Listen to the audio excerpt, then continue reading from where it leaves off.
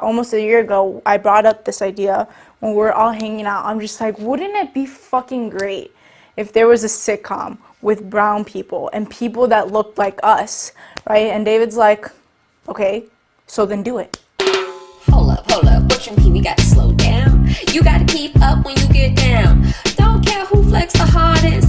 Boy, you know you got that thing in target. Sit your butt, kick up, get comfortable. Snack attack from the rap, grab the remote. Kick back, relax, and enjoy the show. My squad to the top, we about to blow. Pull up to the scene, we the coolest in the whole place. Party don't stop till we go and take our place. 3-course meals, don't forget about the cake. Living our best life, rub it in your face. Me and my team get everything that we desire. Every time we get together, it's straight fire. Climbing to the top without no end. I'm so blessed to have my friends.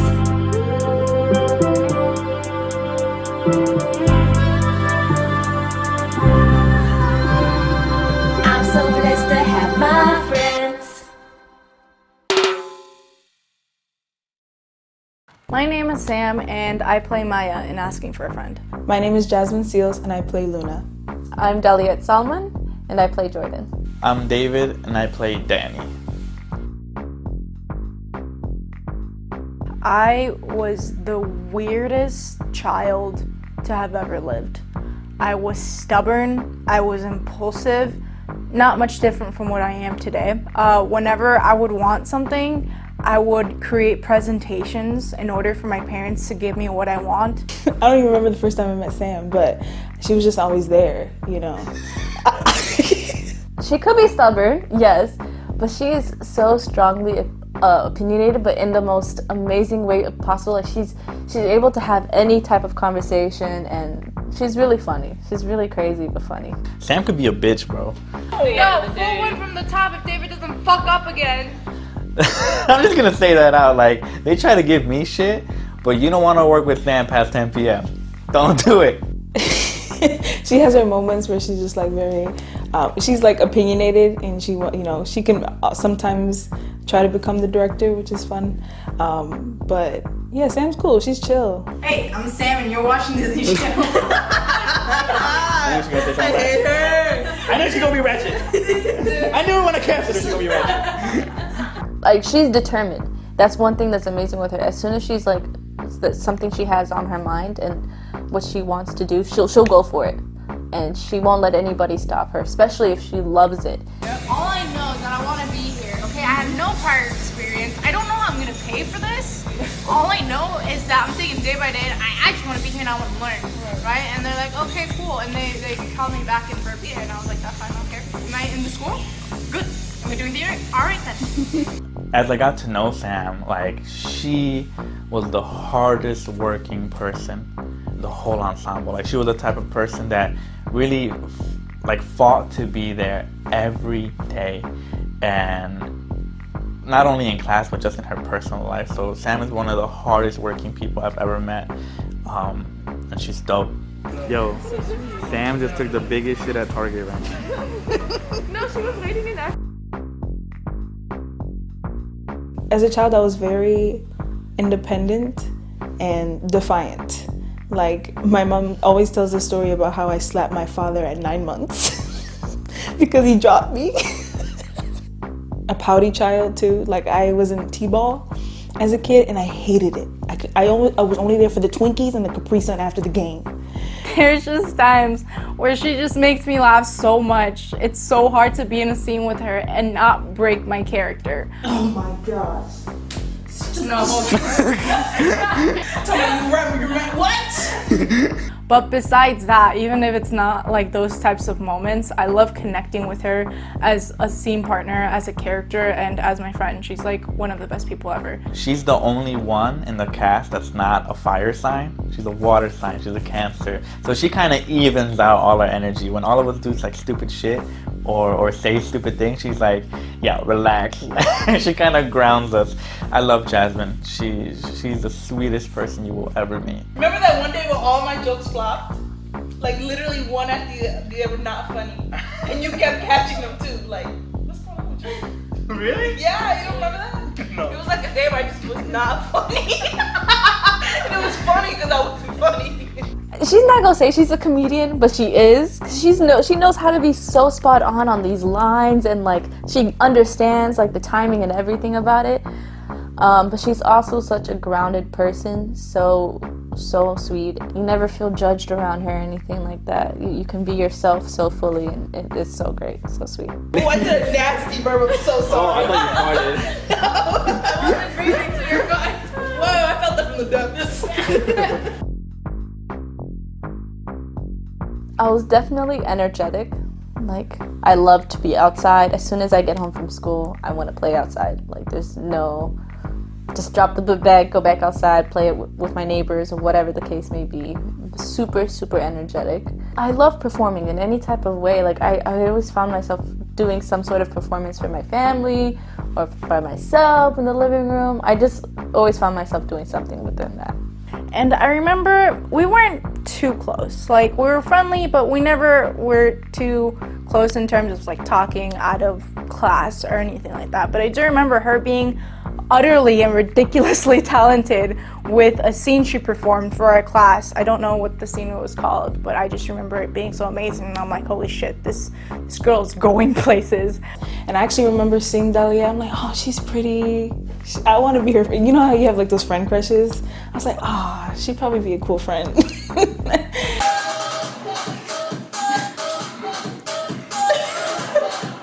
Right? If there's ever a time where I'm feeling insecure and I'm just like, shit, I can't do this. What am I doing? Dahlia's the first one to step in and be like, no, you're doing great. You're doing fine. Let's just keep on going, you know? So she's the most supportive cast member in the whole project.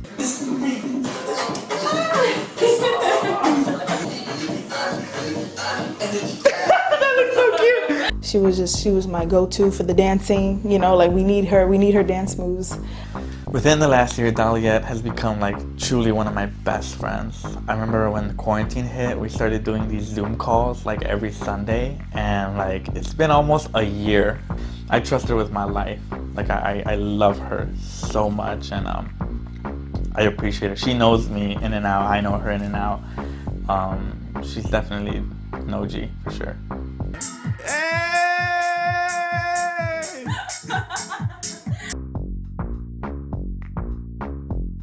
Like, I went through various stages of like what I wanted to be. I wanted to be like a rock star, to like a rapper, to like a poet. But in high school, like there was no poetry or like rap club, so the closest thing was a musical theater. But then junior year, I got to play Bobby Child, my first lead role. And I remember we got 4 nights, and the last night we got a standing ovation. And I'm over there posing, and like I wanted to cry, and I was like, wow, this is what I want to do for the rest of my life.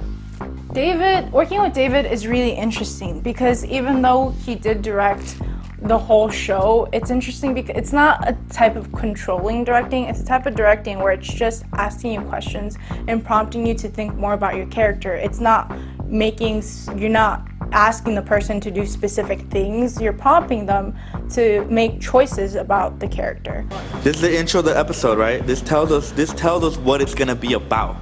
So Danny has to sell it for that crush. You have to sell it with your I don't know what to do type of shit, right? And you gotta be loud. Oh, David as a director is a monster. He's just like, he gets so into it where like, you feel if you mess up, he gonna get you.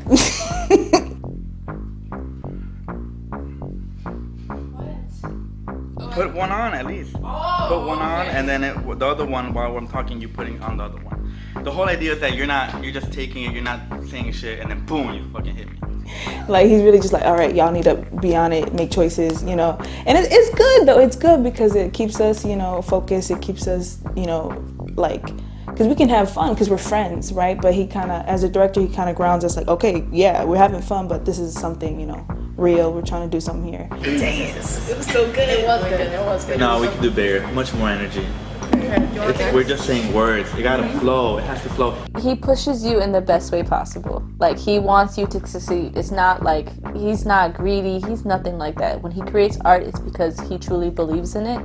And he wants, like, the best for everybody. Not just one person, but for everyone.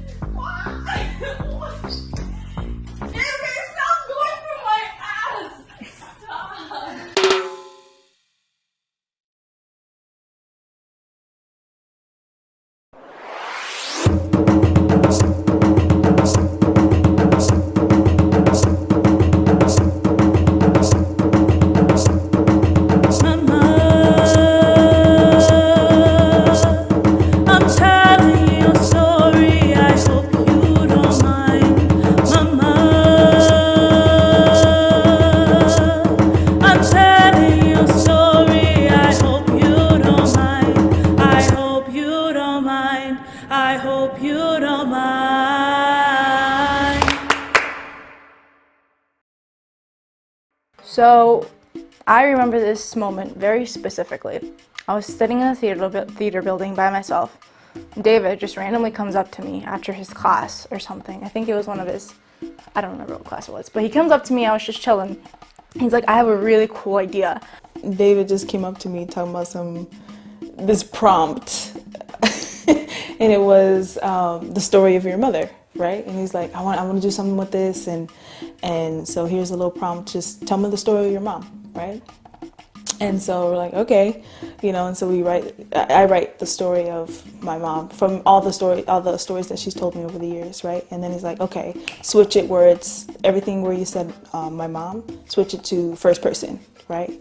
And so it's like, oh, okay, now it's a new perspective. It's like, this is my life, right? And it's like, this is what we're putting on the stage. Like, the lives of you're playing your mothers. It was the first piece of theater I did where we created a family together.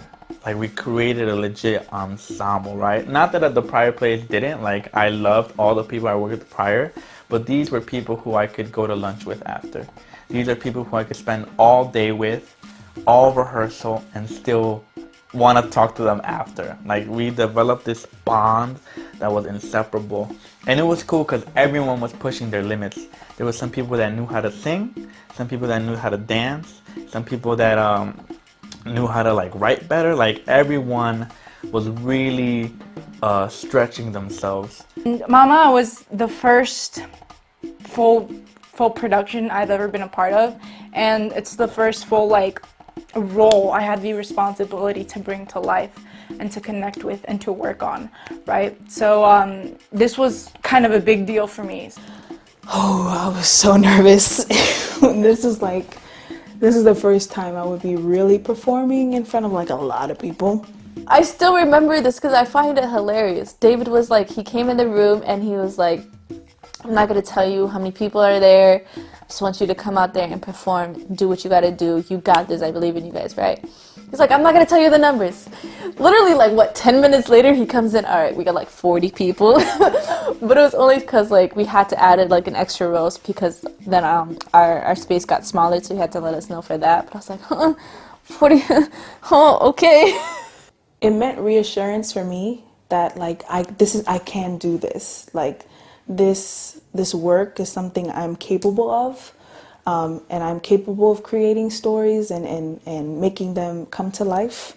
And it meant a lot for my mom too. She loved the way that I had told her story. That show was not only telling some story that I appreciate because it's from my mom and something she actually dealt with, but for David to really believe in me and letting me take that opportunity, it was huge because I don't think anybody ever believed in me as much as he did, and taking that chance on me to tell that type of story. So it will stay within my heart forever for sure. I wasn't in the piece. I was in the back, being the live DJ or whatever, and giving them cues. But seeing their mothers in the front rows, in tears, and having some of them come up to me after the show and say thank you for telling my story, that meant the world to me, and it gave me 3 best friends. I guess it solidified the type of work I was interested in. And I know what it means to my mom and how she cried and she absolutely loved it. And what this play means not just for my mom and for myself and for my grandma, but for all mothers out there. All mothers that are superheroes, all mothers that put everything on the line for their children. And it's the best thing I could have ever been a part of. We got together in the summer for a while, because of the pandemic, so we hadn't seen each other. But when we got together, Sam was talking about sitcoms and how much she loved sitcoms, and she's like, wouldn't it be dope if there was a sitcom full of brown people that look like us? I'm like, but those exist. But I was really interested in that. I was like, why not do it? At the time, I switched over to film, and I was making all these short films, and I'm like, what if I did television? That would be something new for me. And I remember I got together with Sam, we had a Zoom meeting, and let's talk about it. Let's talk about the structure. These are ideas I have, what ideas you have, and together we kind of created this outline and this structure. And Dahlia and Jasmine joined us later, and like they named themselves, and it was like, okay, we have something. Sam and David were like, okay, we're gonna work together, we're gonna write these episodes, right? And then David's like, okay, I wrote the first episode. We're like, wow. And he's like, oh yeah, second, third, fourth, fifth. I'm like, wait. I was like, wait, what's happening? How is he writing all this fast? And Sam's like, okay, well. I remember reading it, and then I was like, wow, this is actually happening. I didn't think this was gonna happen. I mean, I knew the idea was always out there, but I didn't think it was something that would be brought to life. Then again, I was underestimating David's work ethic and ability to write things very quickly. David, usually when he gets an idea in his head, he just goes for it, and he doesn't hesitate. But once I started reading it, I knew it was something special. Hello. So we're gonna document the whole process. This is day one. We're about to read all 6 episodes, and this might work, this might not. So we'll see how it goes. I was really excited to create and finally work with something, because with COVID, man, that took everything away. So to take that opportunity, we're reading scripts of our show, man. And the more we kept reading it, I was like, oh, this is gonna be some type of show, man. This is gonna be so amazing. It was awesome. We were just laughing, and yeah, it was crazy to kind of read our characters for the first time. I was a bit nervous because I wrote it inspired by them. So I chose, we all agreed on the themes we were interested in, but now they were gonna read it, and it's like, oh snap, what if they hate this, or what if they're like, eh? But luckily, we read it, we got to sit down in a Starbucks outside, and they were laughing, they loved it, they enjoyed it, and I was like, okay, past the first stage, I think we can move on. Alright people, let's get to business. So, I shared with you a new folder. Asking for a Friend is our official title. Yay. I love. And then I have this other one, right, the documents. This is basically all the logistics. A lot of people love self-produced work. They have so many ideas, but once they realize how much work it actually is, and how much you're not getting paid for it, people don't want to do it, at all. And I completely understand. So even though I wish I had a stage manager, an assistant, or whatever, who would want to do that while they're in school and not getting paid? Not many people. So I rely on doing a lot of things myself. And if we're at the Wild Hair for episode 1, these are all the bits that we need to film. This one is based on characters. So Sam, it basically gives you all the locations that you're participating in and about how many costumes you need for that. The ideal thing would be to haul ass 10 days. 10 days from sunrise to sundown. That would be ideal, but depending on our schedules, we might have to do in a half, right? 1 day things may turn into 2 day things. And we have that winter break to hopefully get everything. If something has to leak over, that's fine, but as long as we're planning when to do something. Okay. The most dangerous thing we could do is, we'll figure it out.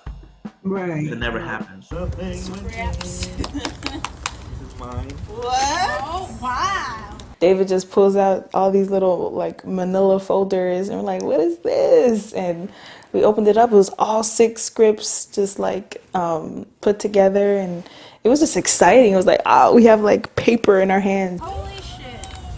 Oh yes, that's Jordan. Wow.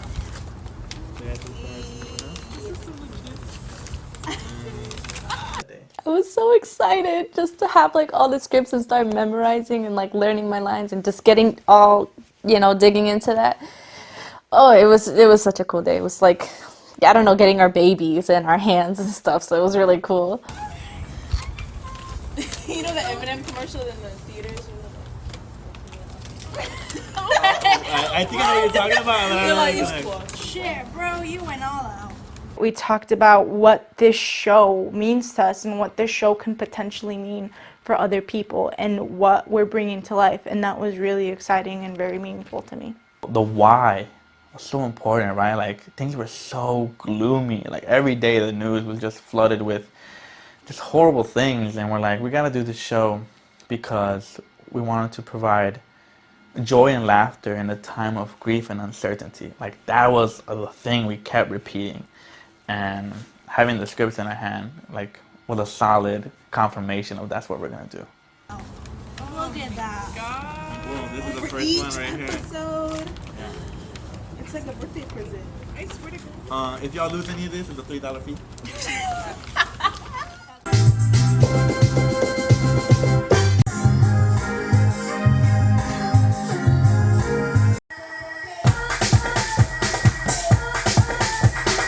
The music is so important. Fun fact, I actually produced all the music before we started filming. In almost any theatrical or even like filming environment, music and composition is like the last thing that happens.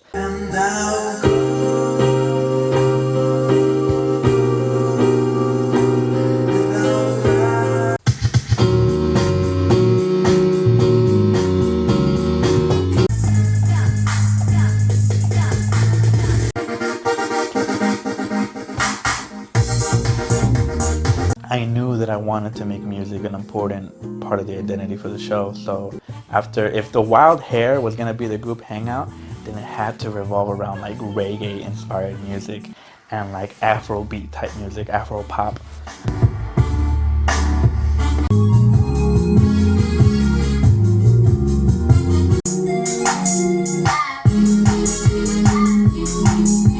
To the stars, empty inside. Nights are hard without you by my side. We'll make a plan and then we'll dance.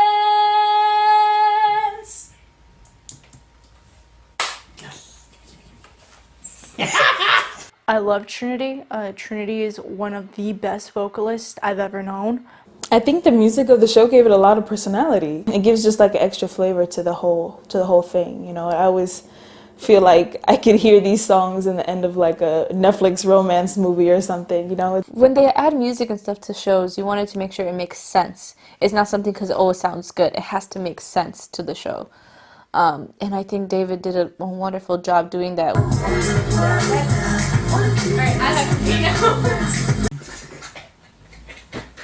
Go record this verse. I'm playing all these fucking games. Marianne just sent in her vocals. I'm really excited. We contacted her because she has a mean flow. And let's see. Here is opening theme, recording 1. Hold up. What you mean you gotta slow down? You gotta keep up when you get down. Don't care who flex the hardest. Boy, you know you got that thing at Target. I'm so blessed to have my friends. Wow. Coming to the top without no end. I'm so blessed to have my friends. Hold up. What you mean we gotta slow down? You gotta keep up when you get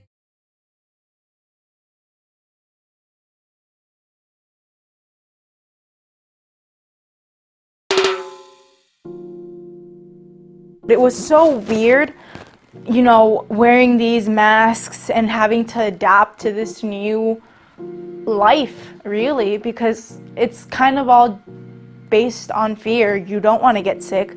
You don't want to get your parents sick. I personally didn't care if I got sick, but I cared if other people around me got sick, especially my parents, my sister that has asthma, right? I didn't want to like bring any threat to them. It stink that I had to be quarantined and just I wasn't able to go anywhere or do anything, especially being my senior year of college. You know, I wasn't able to kind of finish it the way I wanted to or say goodbye the way I would have liked. But I learned a lot about myself during quarantine and grew a lot spiritually and mentally and emotionally. So in that way, I feel like it was definitely a blessing. But the isolation and the frustration was definitely not the best. You know, I was like headbutting with my mother every single day. It was just a lot. It was a lot of tension for a lot of people. The number one thing people could say about COVID and what it did to them is like made them think a lot, realizing stuff in their life or, you know, evaluating things if this is what they want to do as a career. And I mean, especially people in the entertainment industry, especially people who are in theater, like who were actually like in Broadway during that time. You know, when something like that gets taken away from you, you kind of have to rethink a lot of decisions that you're making for yourself. I would also say during that time, I was really trying to take care of myself. So whether that be for like health or whatever, like I was really trying to take care of Dahlia because I neglected that for a really long time. I guess what the pandemic raised for me was who am I besides my work. I feel like, wow, like without art, I'm nobody, and it wasn't a good thing. It wasn't a good feeling. So it was a good time to remind me of what love is, what friendship is, which is why the show is so important. But yeah, I definitely had to realize how work obsessed I was. It opened my eyes up to that. My mom was talking to me about how she felt sick and she was starting to feel not so good. And the thing is, at the time, I shared a room with my mom, so we would literally be in the same room. We're always together, right? So she started feeling sick, and we're like, oh no, this is not good. So she went to go get tested, and she came out positive, right? Because my mom and I are always together, and we spend a lot of time together, that automatically transferred to me, and I got sick, and I got COVID. I was like, dang, you know, like that's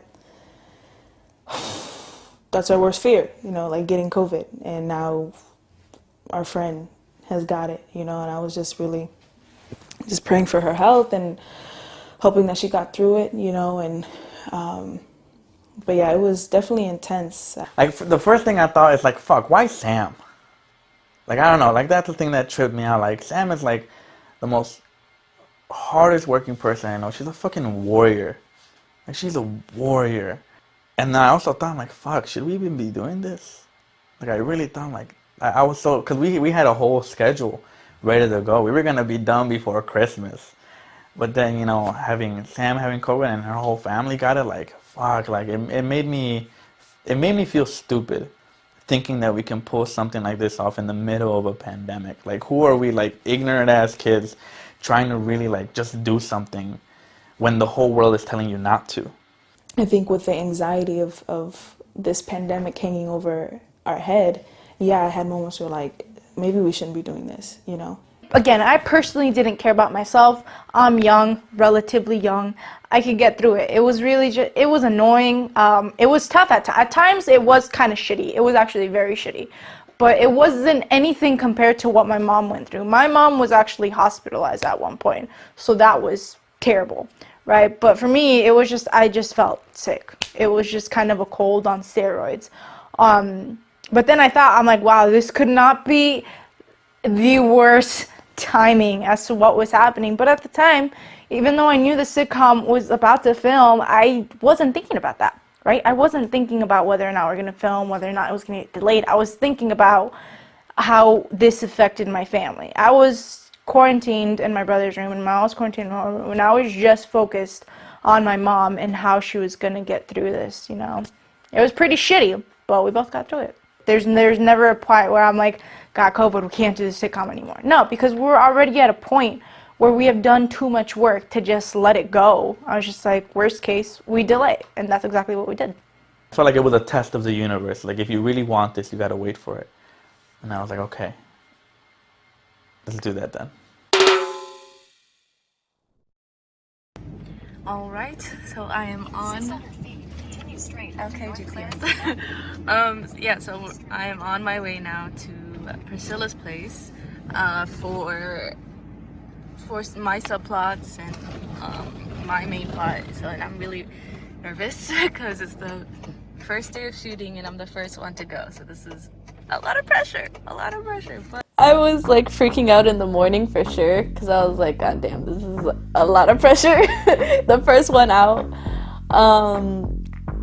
I was so nervous, but as soon as I got there and started talking to David and, you know, had things planned out, what we're gonna do, what we're gonna tackle down that day, and, you know, really thinking about Jordan and not just Dahlia acting and stuff, but what are we doing, what are we portraying, what are we serving to this today. First day of filming, God bless Priscilla Zani for letting us borrow her apartment This was like 2 weeks before she went back to Spain because she was an exchange student who stayed here for like a year and a half. So I'm like, Priscilla, can we use your place to be part of like this sitcom we're doing? And she's like, yes, come. Wait,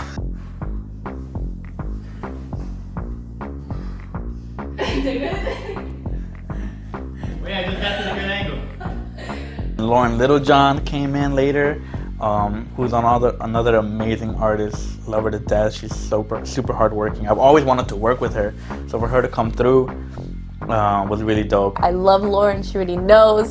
She is fantastic because she's definitely, I would say, one of the hardest working student at UIC in the theater department. I don't think anybody can disagree. She works her butt off.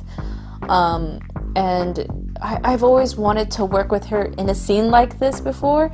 We've worked with each other like outside and stuff, but I couldn't wait to work with her in like something like this, so it was great.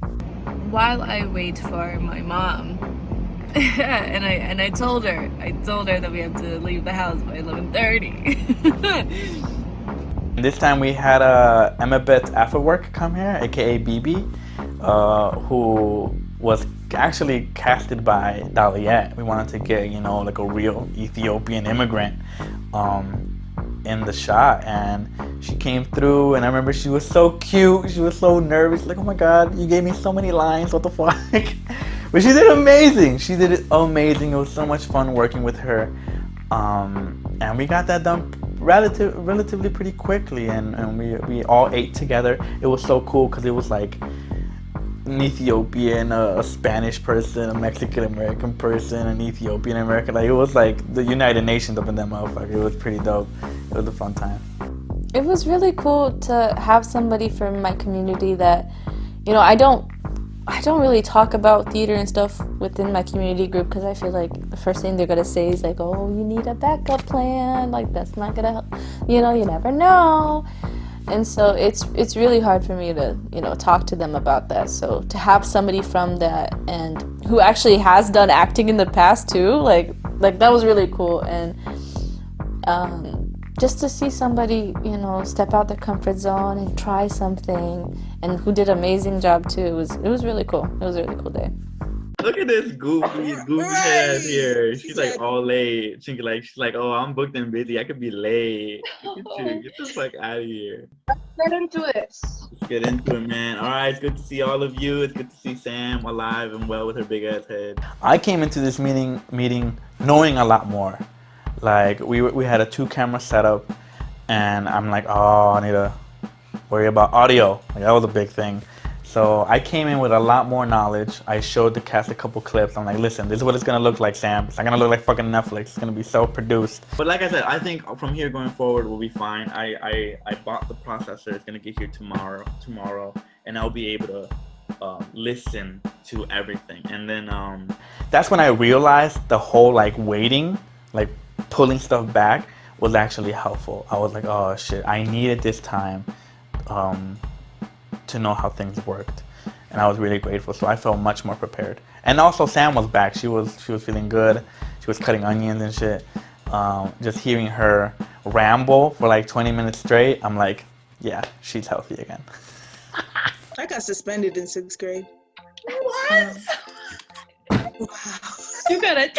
She said, what? Y'all was gone. Yeah, that was mad disrespectful. Dahlia was like, disrespectful. All right, good night. Right, talking crap about Adam Sandler, and then the person who was more disrespectful was Sam, because she came and like 5 minutes later fell asleep. So don't even start. She came late and slept early. Hell, oh my god. David warned me out from that bowling training thing we had, so I was worn out by then. All right. It was a fucking bowling game. Listen, I brought out the best in you. Oh, girl, I'm slim thick. The fuck. You moto. Okay. It is the day after Christmas. All the lights are beautiful. I am waiting for an Uber to head to David's place, so for the first day of filming. We started pretty late. We started like around 7ish. I got here around 7ish, started maybe around 7:30. And this was exciting yet intimidating because I've never participated in filming before. I've never had any experience with filming or with a camera, which is really ironic considering that that's what I want to do. I'm more interested in doing film and television work, but I've never had a chance to do it up until now. Yeah. There we go. Yeah, perfect, dude. Perfect. Great. Yeah. Good. Nice. Another one or what? No, I haven't even recorded. No. That was the only time. Ah, fuck, my glasses. You asshole. Hold on a second. I look directly into the camera like a dumbass. Jesus, David. What a rookie move. Shut the fuck up, okay? It's your first day of filming. Hey, I love you, pero bájale el volumen a esa voz tremenda. I can't wait for the blooper reel.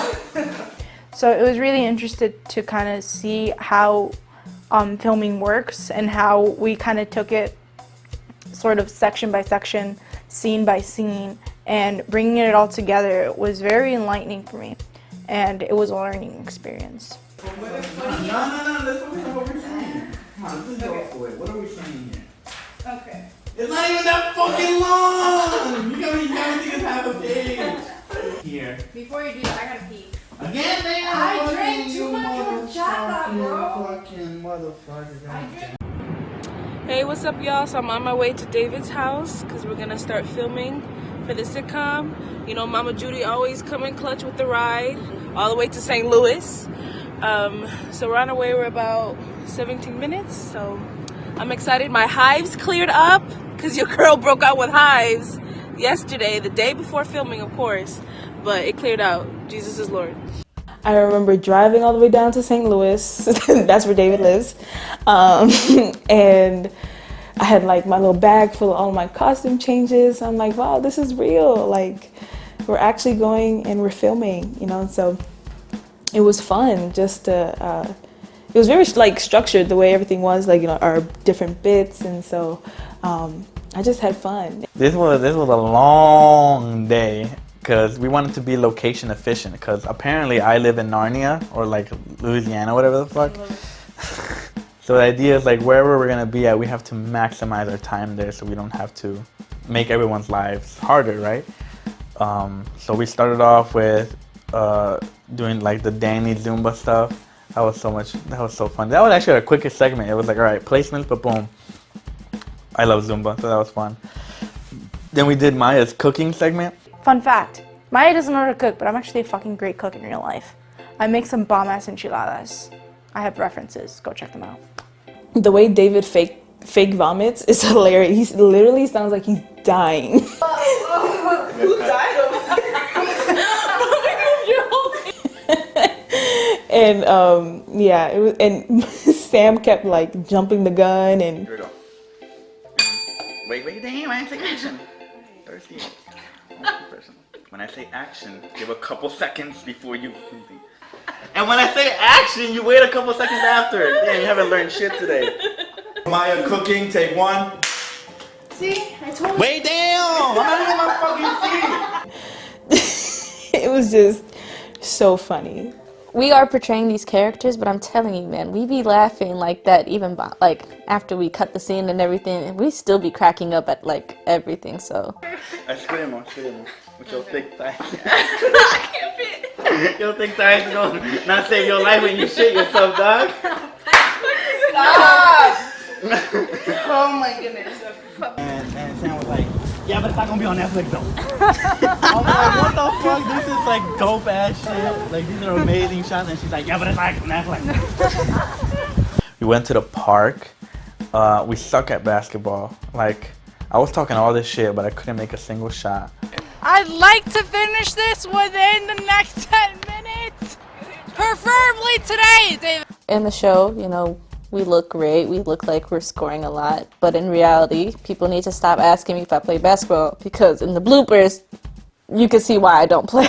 Like, oh, we came back, and then Christian Ortega joined us, and that was oh my god, that was so much fun. We contacted Christian maybe 4 days, right? Because our schedule shifted, all the people that were gonna help us couldn't anymore because either they had work or they had COVID, which is so crazy. Like, that's the thing we were dealing with.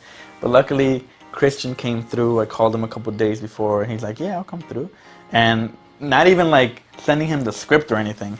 He came in, was off book in like an hour, and played this arc of Tito, which was super, super funny. It's so funny because Christian was very creative. I remember this specific time where I had gotten Dunkin' Donuts, or I think David got Dunkin' Donuts, and I had a coffee just sitting in like near the TV, and while Christian was filming, he just made a choice to take that cup, and I was like, oh, okay, well there goes my coffee. But it was so fun filming with Christian and just kind of sort of seeing him turn into this completely different person. Not that Christian isn't charismatic in real life, but it was like Christian times like 100, you know, it was really great. When David and Christian went to the room to do their scene where, you know, he's crying and all this, you know, he's trying to teach him how to flirt, me, Sam, and Dahlia were like listening in kind of, and we were just dying because we're like, what is happening in that room? We got one more bit to go, well, one more episode. Taking a little lunch break. How you feeling, Dahlia? I'm good. How you feeling, Jasmine? Good. How you feeling, Sam? Oh yeah. There we go. Almost there. And then we filmed Love Gurus. Yeah, we were all pretty tired. It was like 7:30 or 8 when we started that, which doesn't sound too late, but when you started at 8 or 9 a.m., that's 12 hours already. But we got through it. I had to yell at them a little bit to get the shit together. But it was fun. We got it done. Every piece of information is huge. Every question weighs 1,000 pounds. Why do you ask? Have you met your family? Because when you have ties, but what's the label though? Every question weighs 1,000 pounds. And every, right? Make it bigger. What does it do to your body? Let's try it again. Here we go. Bro, I'm not gonna lie, I was tired. My energy, I was here at the beginning of the day. By the end of the night, oof, it took a while. I think Love Gurus, there was a lot of retakes there. I didn't have that many lines. I had maybe like 1 or 2 every 5 minutes, and I fucked that up because I was so tired. And fuck, I totally forgot. My bad. It's time for you to break up with him.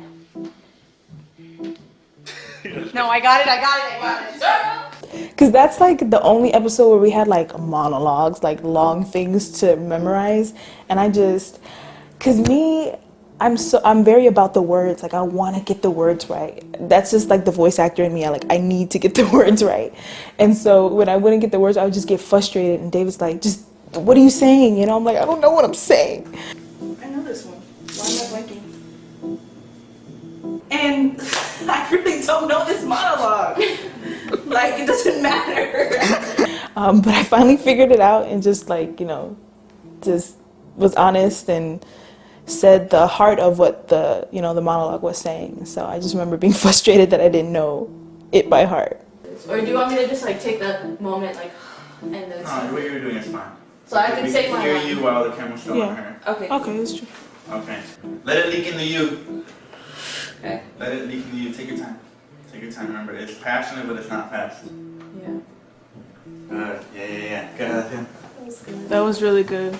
And then I think we ended around 9:30, and I was like, all right, let's do some promos. While we're here. Oh my God, I was killing them. All right, promos. Look at that. We look so cute. Promos. Take 1. And it's funny because in the show, me and Sam play siblings. Play cousins. Sorry, fuck it. Continuation. Here we go. Hey, I'm David.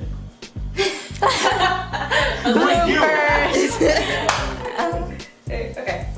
It was fun. I actually thought the green screen promos were fun because it was a time where we got to be really silly and we got to be creative in terms of like what we were doing. I thought that was really fun. I liked it. With your Royal Elizabethan fucking shit.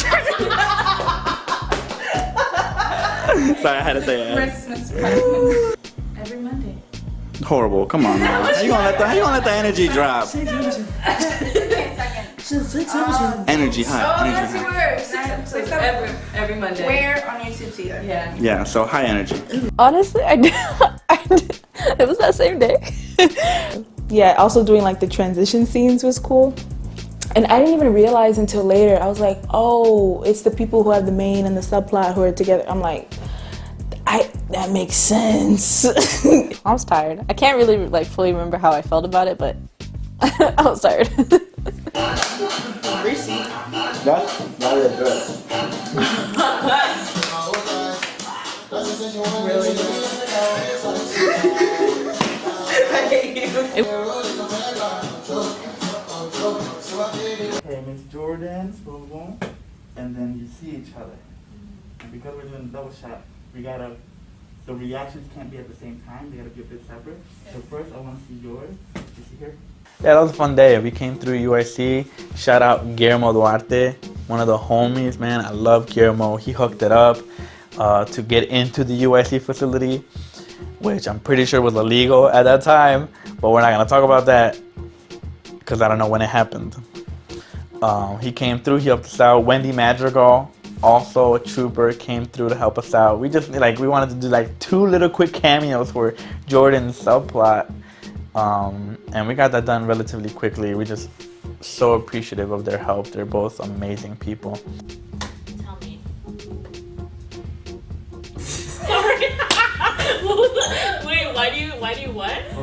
Wendy, I love her. Like, you know, we got to work in some stuff at UIC, but I never, you know, done acting with her, so it was really cool to see her something a little different, because she's normally, like, she's not acting, that's not what she does, but she did a really great job.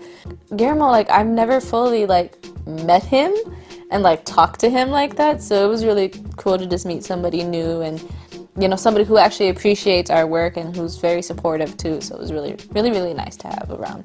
We ran into these podcasters while shooting here. Shout out Viviana and Angelina. Wow. Tom Brady's wife. Look at him. Can you see me smiling? Yeah, you can't tell I'm smiling. Oh no, I'm gonna. And then we ended with that, and then Sam came through. We went out to Pilsen to do these mural shots, which was really fun. We ended up getting McDonald's together. It was a really beautiful day, so we just chilled, and I was like, all right, we got this done, and it was fun. Witness a queen devouring her royal meal. Royal meal, look at this shit. It's a chicken nugget. You acting like that shit's not gold. I have a salary, like, stable job. I can't just call off work. Right? So she was really Hey, you notice how this this is the wild hair? Why he look so high? It was so fucking cold. Cold. It was a cold day, man. It was cold. It was cold. God damn, it was cold. It was really cold. All right, we're here at the Wild Hair. Look at the place. It's empty, but we're gonna make it come to life. There's Sam. David's setting up the camera. We got Dahlia. I'm ready. I'm all about it. You let me know. Sam's working hard, memorizing those lines. Last minute because I didn't see the line. So right now, It's all right. it's fine. Look at this beaut. It's a beaut. The Wild Hair. This is where the magic happens. This is Dahlia. She got all the connections.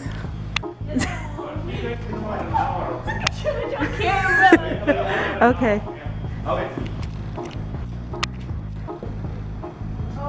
This is our director, hard at work. I think so. It was so fun filming because we just, even when we did fuck up, it didn't matter because we were having so much fun, and that showed at the end product, right? That showed that it was just unconditionally us and we were having fun. Those moments where before we start dialogue and we're laughing, that's real. That's real. That's some real laughter right there, and that's something that I really learned to enjoy and love. She's gone, but return. She's faded. This man a job the way you talk about him. He probably at the house unemployed. You better bring him over. I said, man, I miss that jerk money. Okay, I'm never cooking again. Yeah, what a way to throw away your shot. Oh my god. I shitted my shot, dog. First 2 times I did it perfectly, somebody fucked it up. Okay, you've been fucking up all day. Shut the fuck up, dog. But the time we're gonna get serious, you think this is like Richard, you got Advil? You got Advil for real? Okay. I'm never cooking again. Yeah, what It's like, wow, we have like a legit spot, like where our people are at. Like it's just, this is really cool. The opportunity was awesome. Without Dahlia, I don't know what we would have done. Shout out Uncle Ref, Rafael Waldemariam. Thank you so much.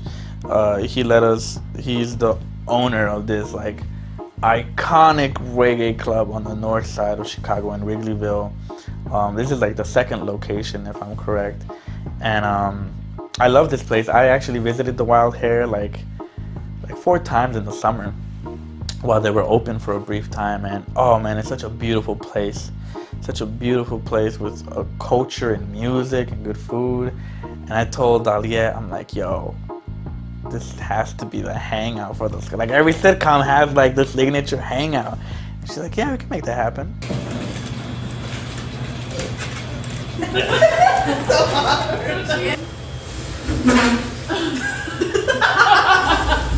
I'm too short for this. Okay.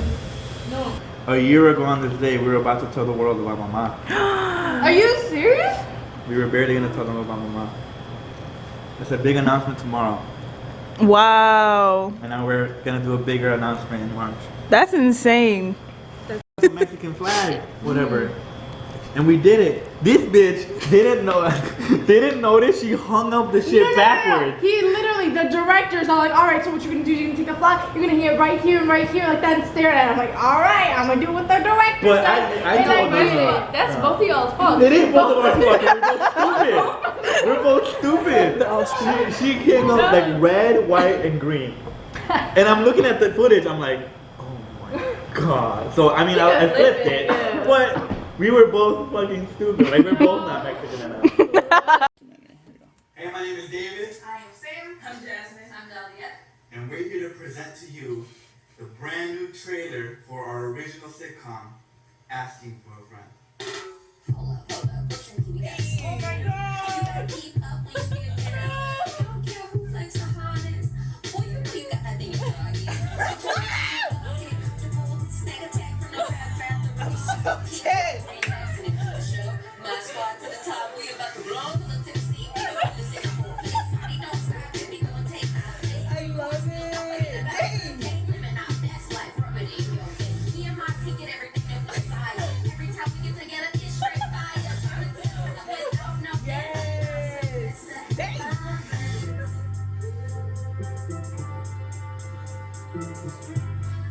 Oh, come on.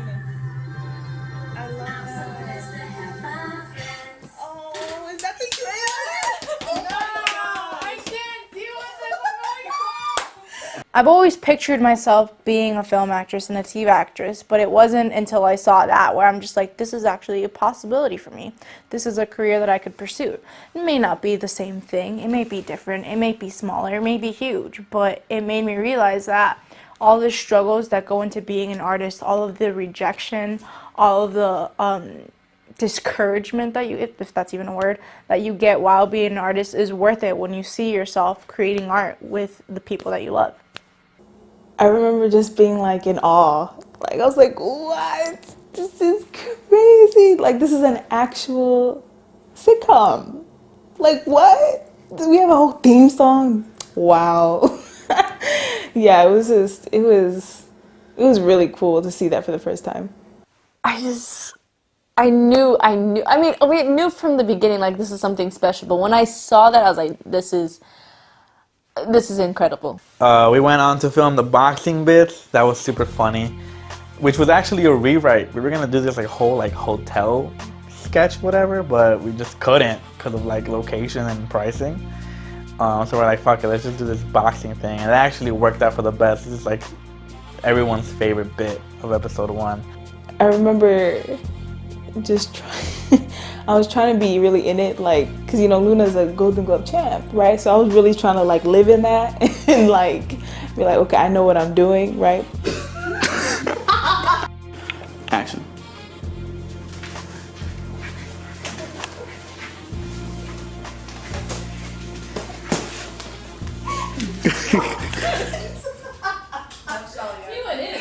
That's Dahlia. No, she just came for your body. Oh, you said that to me? No, I say that to Maya. I know, but Sam just said that's Dahlia. We got roasted each other. You got roasted each other finally. Oh my god, it's like, She did on my ass this whole time. Y'all need to catch Right, let's give it to the Cheetos, please, fast, and then. No. 你小朋友分 Jordan 快点过去。Okay, here we go. Okay, roll. Okay, it's your mic. You're not gonna fucking fall every time you laugh. Okay, wake up at noon, something like unemployment, like.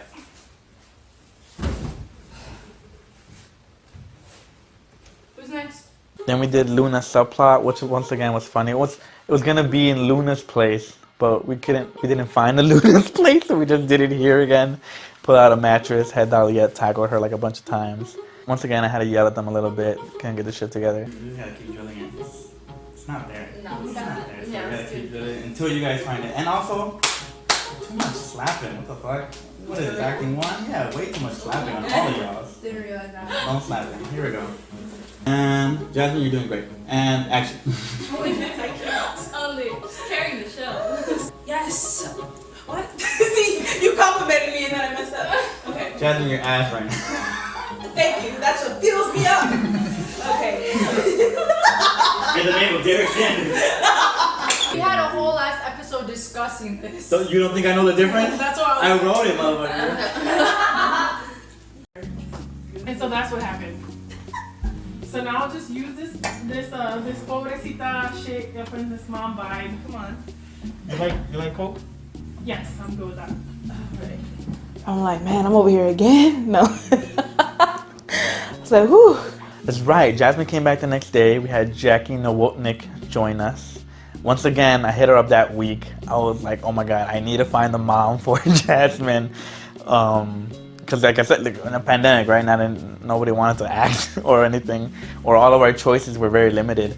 But luckily, we were able to find Jackie, who came in, and it was so cool. Like throughout the day, seeing how her and Jasmine were actually pretty similar as a person, because they had never met, and they had great chemistry. We got it done in like 3 hours. Because what makes the drama is where you're coming from.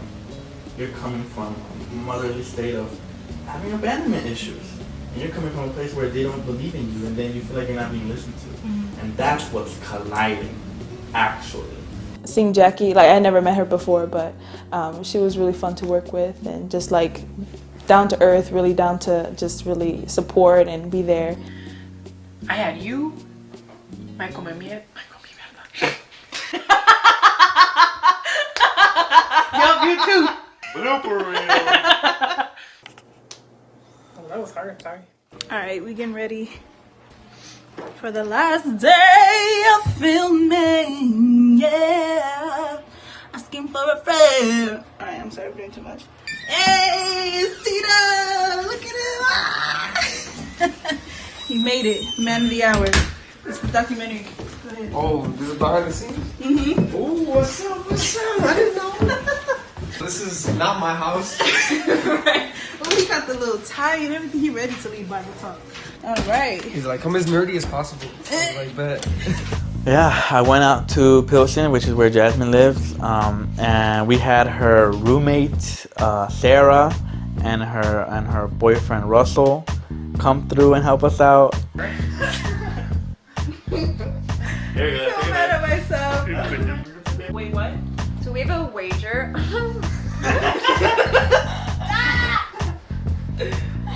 So angry at myself. Okay. So we have a wager. A wager. It's a bet. A wager is a bet, but like, come on. I don't even know where this word is coming from. I don't know why. We had Christian Ortega come back as Tito. Tito? Luna? She just said Tito. Oh. That's it.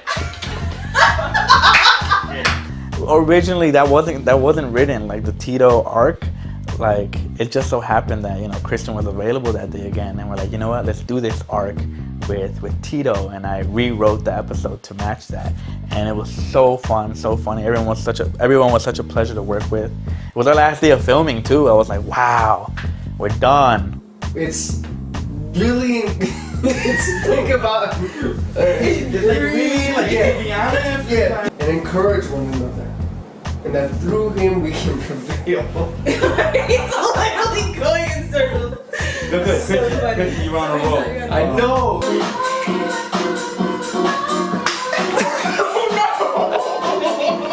Great.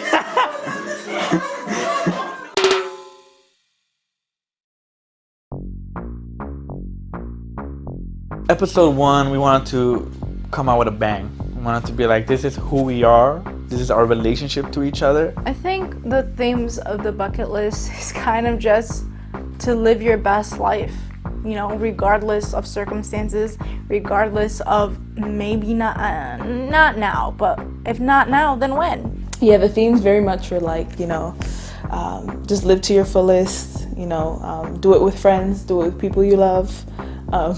Don't be afraid to try new things and fail at it, you know, and fail together, or succeed and succeed together. That's what we wanted to see with that episode is like, here we are, we're best friends, and make the audience feel like, hey, like you're with us too, like you're part of the gang as well.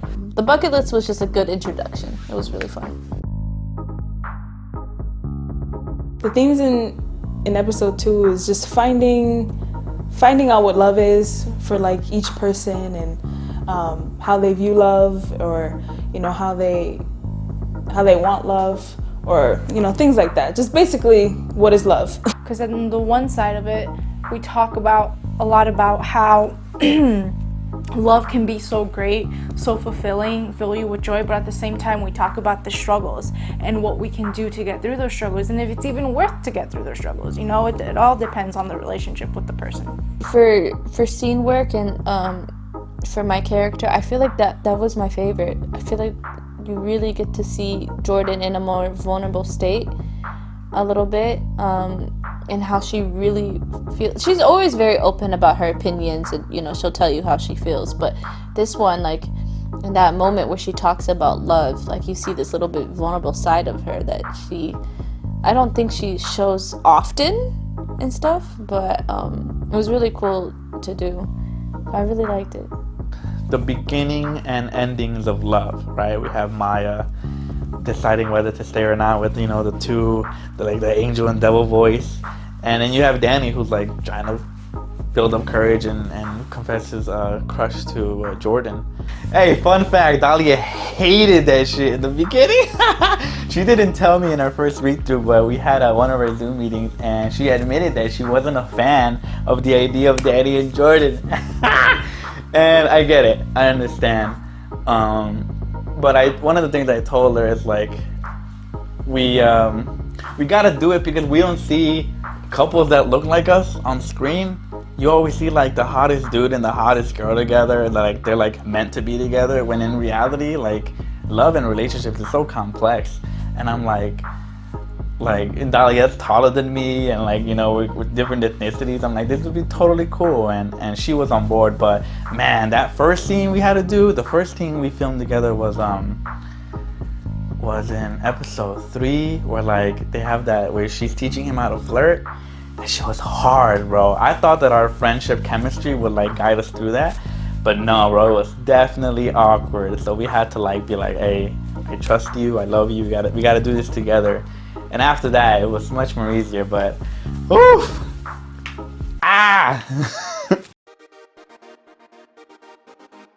Episode 3 was about, I guess, personal identity. You have someone who is trying to change who they are. You know, Danny trying to be more manly. You have someone trying to hide who they are, who's like Luna, hiding that she's Christian, right, out of all things. It's about how do we accept ourselves? And what does it mean to try to be something that we're not? I don't think a lot of people, I don't think a lot of shows really talk about it. They probably do, but very briefly.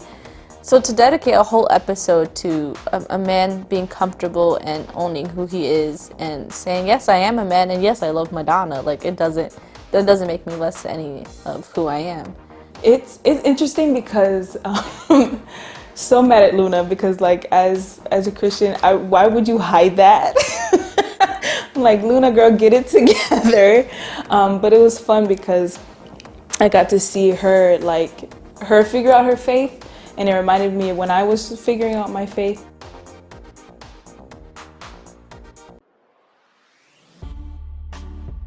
culture is probably like my favorite episode because we it's a complete tonal shift in the whole series. To write that episode, I did like, I don't know, like 8 hours of research of what it means to be of people talking what it means to be African American versus African. And I wanted to write something where it was two voices talking to each other, but I guess talking about each other in a positive light. I think that was something super important that we wanted to do. And I remember showing it to Dahlia the first time, and she's like, yes, like this is it. This is exactly it. Like you talked about both sides really well. And also doing Maya's subplot, which is about her not feeling enough, right? So, and I think in a time where POC artists are super in the forefront saying like, this is who we are, we love who we are, this is our culture, this is our history, I think there's also a narrative of POC artists who sometimes feel like they're not enough. And I feel like those voices need to be heard as well. It's like, yes, we are this, but what does that mean? And I think this episode was a good example of that. It's this feeling of, am I enough? In something that you were raised and grew up on, but you still don't feel that connection. And I know a lot of people can feel that and really understand that. So it was a really powerful episode, I would have to say.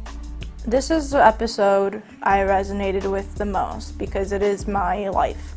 In terms of Maya struggling with her views on culture and the fact that her Spanish isn't as fluent as she would like it to be, but it's not good enough for the Latino community. The way that episode 3 was like, okay, be okay with who you are, I feel like episode 4 was like, okay, but who are you? Yes, I'm all these things, but it's just me as one, you know? I don't have to, you know, be anxious about, oh, who am I? You know, it's just like, it's all me. Episode 5 is about rejection. How to deal with rejection. You have Luna, who no one believes that she can make it on her own. Her friends make fun of her. Her mom makes fun of her. And then you have Jordan, who, you know, the rejection we are more familiar with, which is, you know, a job and what it means to not feel enough or when things go wrong. It's about two people who, like, what do you do with that rejection? That headbutting of like, why are you moving out? Like, why are you leaving me? You know, that was definitely very close and very true to what I had experienced with my mom. I guess the main takeaways was like, you know, change. With Jordan and the design interview, I mean, I feel like that's, as an actor, that's something you have to deal with. You get a lot of no's, you get a lot of rejections, and you kind of have to just keep pushing and, you know, hopefully something comes up for you. But, you know, you gotta deal with a lot of no's, and hopefully you don't do as terrible as Jordan did with spilling somebody's coffee. Just try not to do that. Episode 6 does a really good job at sort of not necessarily encompassing all the episodes, but kind of encompassing what friendship means and how people get through the things that they get through, whether it's on their own, whether it's like doing their things on their own, taking that time to themselves, or whether it's having your friends being there for you and helping you through these tough times in your life, or just, they don't even have to be tough, they just kind of have to be through things that you're not sure about in life. I think it was just a theme of winning for all of us, you know, like in small ways, because it was, you know, like for Danny and Jordan, it's like they win at love and love for their career or, you know, for each other, and Maya was love for herself, and as well as Luna too, like love for her faith and the people around her, and so it was just like winning at these little things in our lives, and really being able to share that with each other. It just put everything together of how hard we worked for this sitcom, and how much effort and time we put into this, and how that in all of that we have this beautiful moment of this friendship that you see, and it was so beautiful. I still, like, every time I look at it, I'm just like, wow, like it feels something so amazing. People of color winning, that was the biggest thing. Finding love, finding culture, getting a job, finding a community. Like, which is why that montage in the end is super powerful, because like none of them are necessarily going through conflicts, but they're really discovering something new. And that to me is so beautiful, and I think it's the essence of what the show's about. It's about friends helping each other find new beginnings. And I love that episode so much. I got so many texts. I remember more of what happened at the end of the day. Because at the end of the day, I got so many texts by the most random people who I haven't talked to in years, sharing it and messaging me privately about it. It's like, I just saw your sitcom. I thought it was super cool, super funny. And that warmed my heart because I'm just like, wow, we haven't talked in years, but you kind of like saw something that was really important to me and like enjoyed it. And that's kind of the purpose of why we're doing this, is to have people connect to it. Even if it's people that you know, people that we don't know, it's pretty great. Yeah, I remember like coming home after work once it released, and I was like, Mom, FaceTime me when you see it, right? And so like once they finished, I'm like, we FaceTime, we like FaceTime, she's like, oh my gosh, and we're just like, ah. I was like, my brother was like, I watched it twice. I'm like, ah, did you guys like it? And they did, and just watching it with like friends and stuff, it was exciting. I was like, you know. Nervous. Because like, oh, okay, now it's really out there. Like now it's people's choice whether or not they're gonna like it or they're not gonna like it. So even though it's, you know, it's us, it's our art, we can create and just do whatever we want with it, it's still nerve-wracking to have opinions on it. Especially because I know there's a bunch of people who has never seen me act or never done anything like that. So it was scary, but it was rewarding once we heard all the good praises and the good news, and the people who I haven't heard for like a long time like mention it and talk about it, and you know, say they're proud of it, and you know, to keep up the good work. And it means a lot. It just reassures us to know that we're doing the right thing. Oh man, I remember that day I was nervous. I was like, wow, we're putting our baby into the world. And it was before we even released the promo for it, because we released them on YouTube like in the morning and then released a promo of it like around 3 p.m. Like before we even released the promo, there had like been like 76 views already. Like 76 people who like jumped the gun and like saw the thing already. And then I had rehearsal that night for another show. By the time we were done, it was 10 p.m. It was like 160.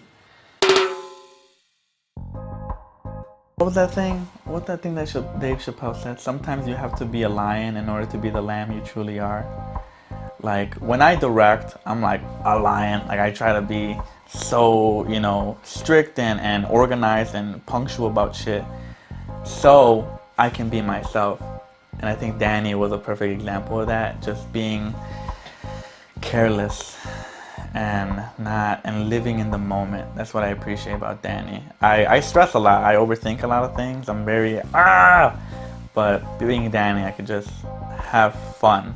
It was freeing in a way. Like I feel like you could really take Luna wherever and she'd be down. She'd be so down. And I think that's what I really liked about her character, is that I could really do anything and be anything with her, and it was still grounded in who she is, you know, and you know, that's just who she is. She's just random and she likes all these different things. But it was really freeing to be able to have that space to branch out. Playing Maya is, as I've said before, playing myself, right? It kind of gave me an insight as to who I am as a person and who Maya is as a character, right? Did I have to change a lot about myself to play her?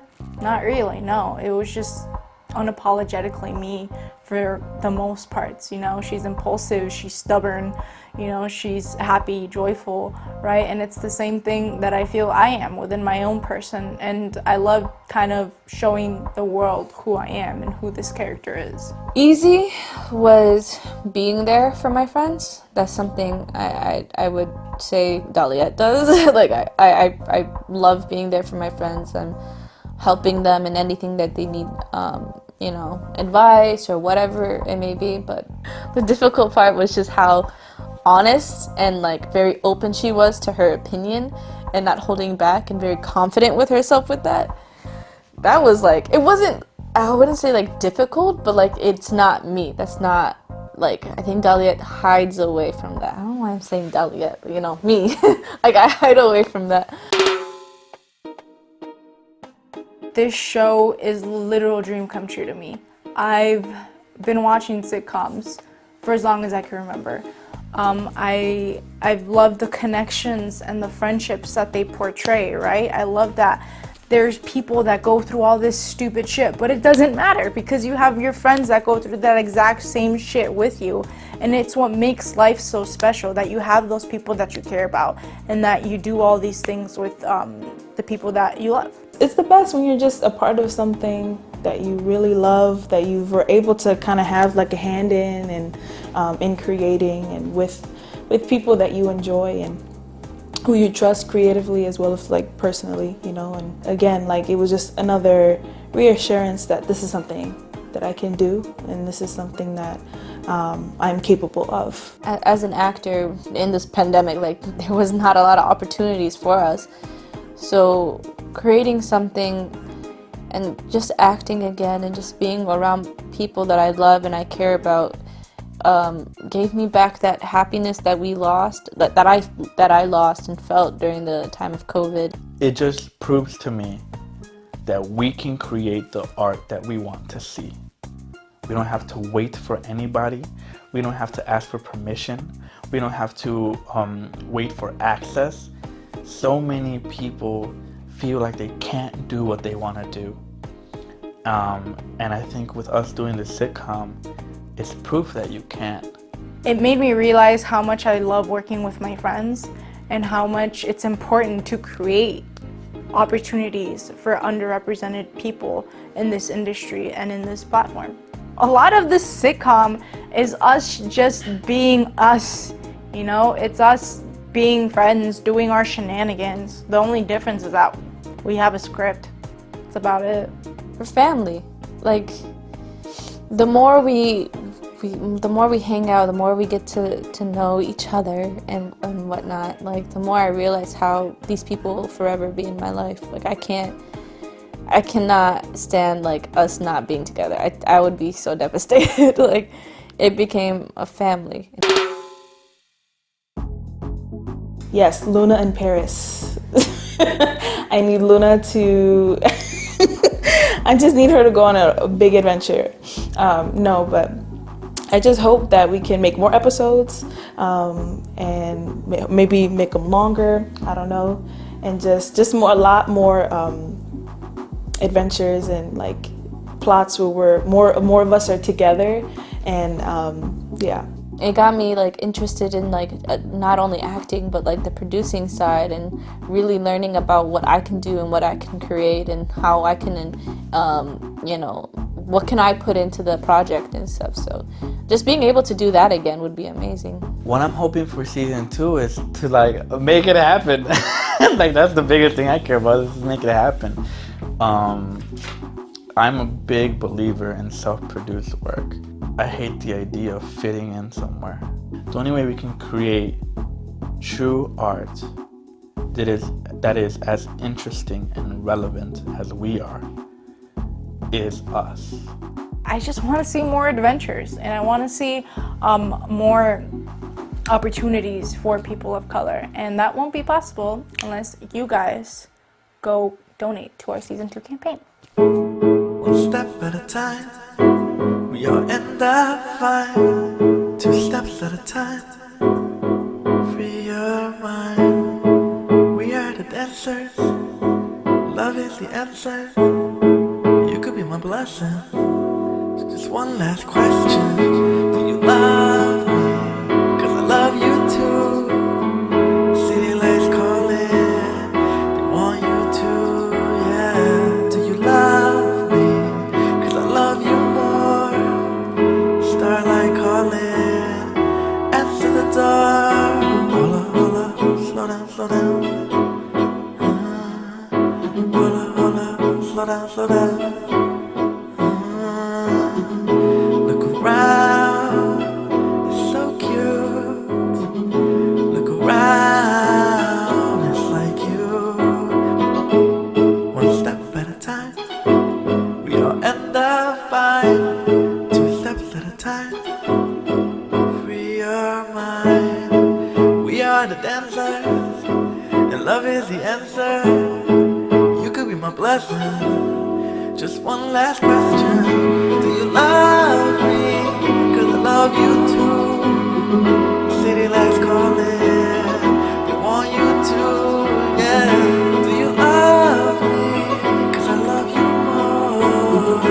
Starlight calling. Into the dark.